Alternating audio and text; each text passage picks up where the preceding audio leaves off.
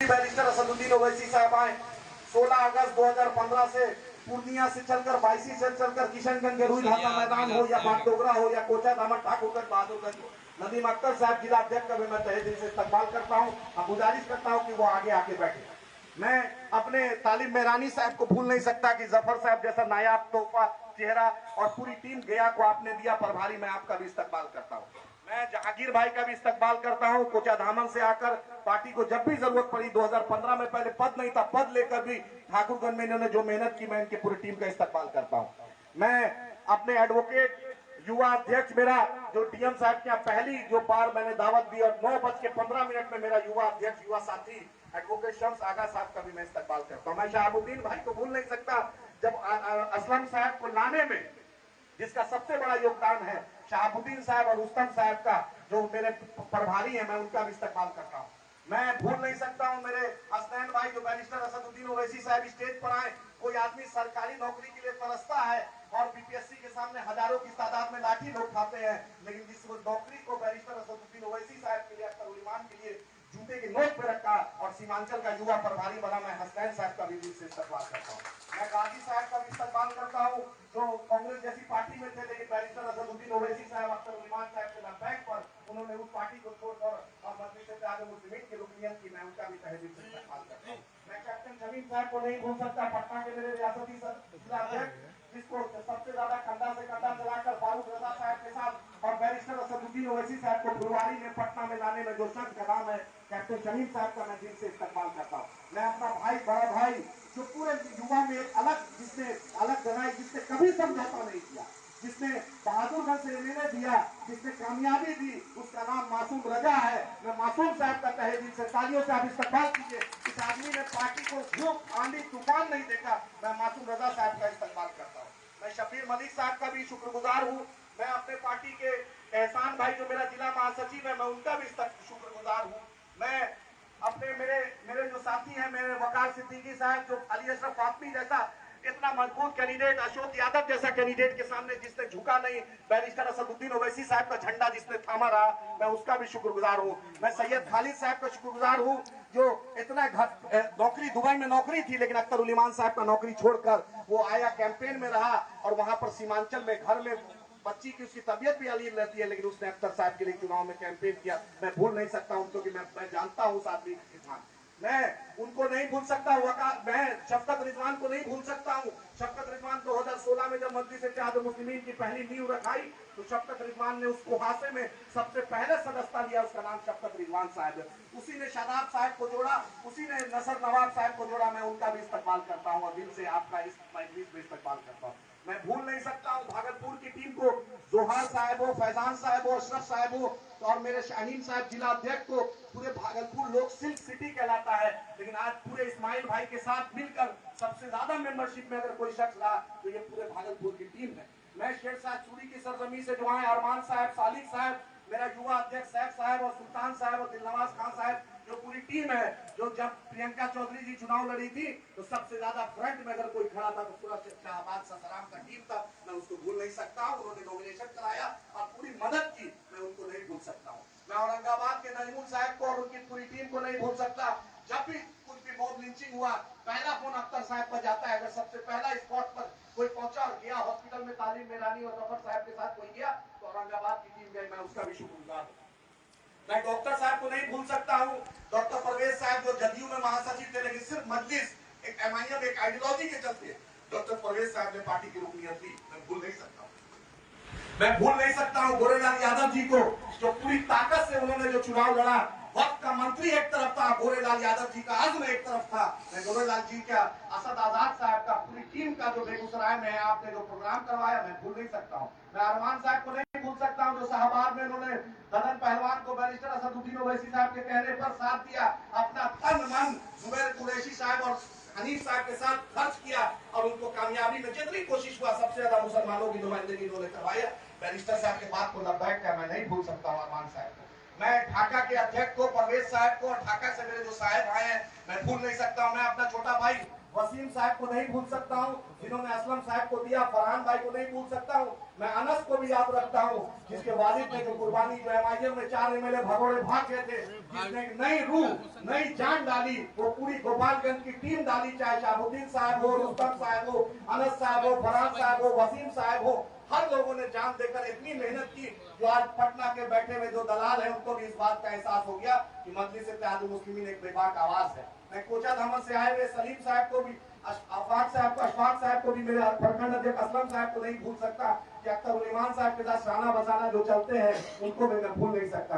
मैं अपना छोटा भाई तौकीर जो मुजफ्फरपुर का मेरा अध्यक्ष हुआ है, मैं उसको भूल नहीं सकता। मगर सबसे ज्यादा मजबूती से लोकसभा लड़ाने में हाजी हिदायत साहब के साथ अगर कोई नौजवान खड़ा रहा तो मेरा तौकीर युवा अध्यक्ष खड़ा रहा, मैं उसको नहीं भूल सकता हूँ। मैं शकील साहब को नहीं भूल सकता। एक बार हाजी जामिल साहब के साथ अगर हमने बोला कि आप कंधा से कंधा मिलाइए, मजलिस इत्तेहादुल मुस्लिमीन आइडियोलॉजी है, कमिटमेंट है, मैं फसी साहब को नहीं भूल सकता। इन लोगों ने आइडियोलॉजी के नाम पर अपना कैंडिडेचर को कुर्बान कर दिया और अख्तर उल ईमान साहब की बात को लब्बैक कहकर हाजी साहब को, हाजी जामिल साहब को मजबूत किया, मैं उनको नहीं भूल सकता।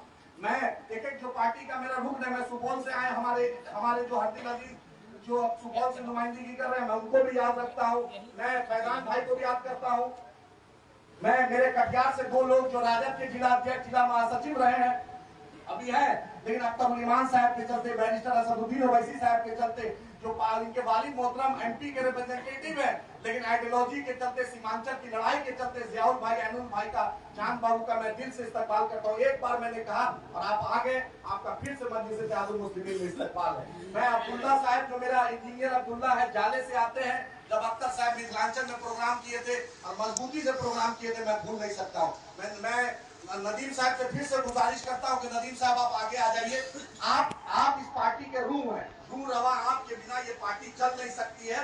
रत्नेश भाई, ये पूरा जो महफिल सजा है, चाहे मेरा कामरान भाई हो, अफसार भाई हो, नेमुल जियाउल भाई हो, और जो उनके साथ जो आए 3-4 लोग हैं, मैं उनको भी नहीं भूल सकता। ये पार्टी आप ही लोग की है। ये पार्टी अख्तर उल ईमान साहब या बैरिस्टर असदुद्दीन ओवैसी साहब की नहीं है। इस पार्टी का मैसेज, इस पार्टी के रूह रवा आप है। आपके बिना ये पार्टी अधूरी है, आपके बिना कुछ नहीं है। आप भूल नहीं सकते आप इस पार्टी को आपके बिना। मैं आखिर मेरा समस्तीपुर का युवा अध्यक्ष को नहीं भूल सकता हूँ। जब 2018 में जब जिला अध्यक्ष बनाया गया, कन्वीनर बनाया गया था, उसने केस किया, सबसे पहले केस हो गया उस पर, डीएमएसपी ने उस पर एनएसए लगा दिया था, जिला बदल कर दिया था, तो अख्तर उल ईमान साहब ने जेल गया, लेकिन मजलिस इत्तेहादुल मुस्लिमीन का दामन नहीं छोड़ा। मैं आखिर अपने छोटा भाई को नहीं भूल सकता।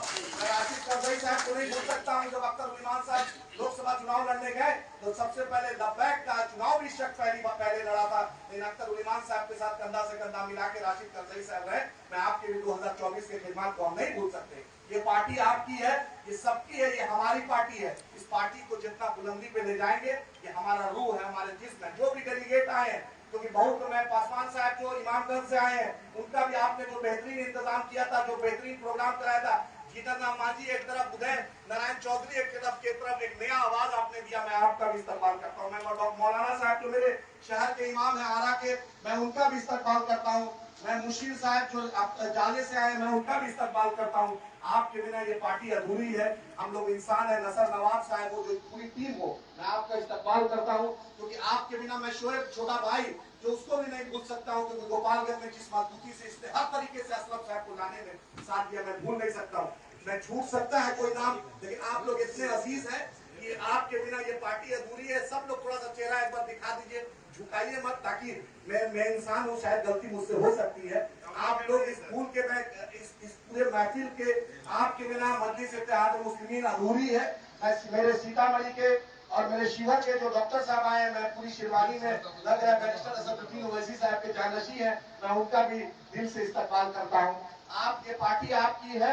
और मेरे प्रवक्ता साहब मोतिहारी के, मैं आपका भी, मौलाना साहब आपका भी इस्तेमाल करता हूँ। और मेरा आफ्ताब रजा साहब, मेरे फरहान साहब, मेरे सरफराज साहब, और जो मेरा इमरान साहब, मेरा गियास साहब, इस पार्टी को सजाने में, इस रूह को इसमें जान लाने में इन लोगों ने पूरी ताकत लगा दी, पूरी टीम को। चाहे अख्तर साहब का ड्राइवर हो, बॉडीगार्ड हो, स्टाफ हो, हर लोग का शुक्रिया अदा करते हैं।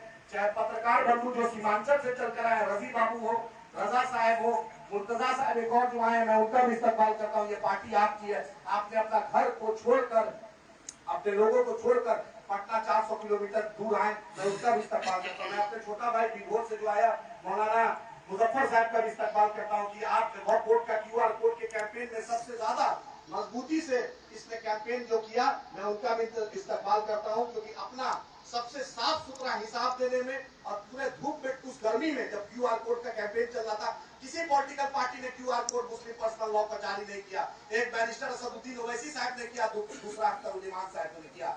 धूप में आपका लीडर चौक में, चौराहा में, पंचायत में, ब्लॉक में जाकर अगर किसी ने कैंपेन किया, उसका नाम अख्तर उल इमान है। अब तालियों से अपने लीडर को इस्तेमाल कीजिए। मैं हंसला नायक और मैं इंजीनियर वसी साहब जो आ गए, मैं उनका भी इस्तेमाल करता हूँ। मेरे हंसला साहब के बगल में जहांगीर भाई के दोस्त है, मैं उनका भी इस्तेमाल करता हूँ।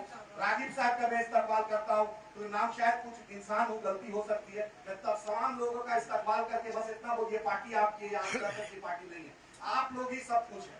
एक जिसमें आंख भी उतना ही इम्पोर्टेंट है, भौं भी उतना ही इम्पोर्टेंट है, बाल भी उतना ही इम्पोर्टेंट है। इस आंख में पानी जो आता है, जो आंख में पल्पिंग होता है, आंख जो छलकता है, उसमें पानी भी आना उतना ही इम्पोर्टेंट है। एक मरीज से मैं मिला, उसका आंख नहीं छलक पाता है, आंख नहीं नहीं आता है पानी, वो हैदराबाद में जा के इलाज कराता है। हम अल्लाह का शुक्रिया अदा करते हैं कि अल्लाह ने अख्तर उल इमान साहब जैसी शख्सियत को दिया, जिसने कभी समझौता नहीं किया। नीतीश कुमार ने मेरे सामने मेरे नंबर पर फोन किया था अख्तर साहब को मंत्रालय के लिए। नीतीश कुमार ने घर में बोला था मंत्री बन जाओ, उस पर समझौता नहीं किया। प्रशांत किशोर जी ने कहा कि अख्तर उल इमान साहब पूरे एमआईएम के रूह रवा रहिएगा, उस पर समझौता नहीं किया।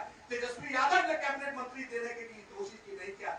कांग्रेस के सीनियर लीडर प्रियंका गांधी मोहतरमा हो या अहमद पटेल मरहूम, उन्होंने कहा कि लोकसभा लग जाओ। अब बैरिस्टर असदुद्दीन ओवैसी साहब ने भी कह दिया था कि अख्तर साहब मैं आपको एमपी देखना चाहता हूं, लेकिन अख्तर उल इमान साहब ने समझौता नहीं किया। मैं दिल से अख्तर उल इमान साहब का दिल से शुक्रिया अदा करता हूं और इंजीनियर आफताब का शुक्रिया अदा करता हूं कि हर तरीके से कभी भी पार्टी को पैसा से, जान से, माल से, मैनिफेस्टो करेक्शन कराने से, जबर जेर भी अगर इसमें पूरा लगा है, उसमें किसी ने, असलम जावेदा साहब और इंजीनियर आफताब साहब, जिसको दूर दूर तक का टिकट का मामला सिर्फ चाहता है माइनॉरिटी का, दलितों का, मजलूमों की एक आवाज हो, फिर से मैं सब लोग का इस्तेमाल करता हूँ। आपने मुझे जो इज्जत दी, मैं उसका इस्तेमाल, उसका शुक्रगुजार हूँ। दुआ कीजिए कि अल्लाह इस बोली की राज रखे और मजलिस इत्तेहाद मुस्लिमीन को क़यामत के सुबह तक कामयाब रखे।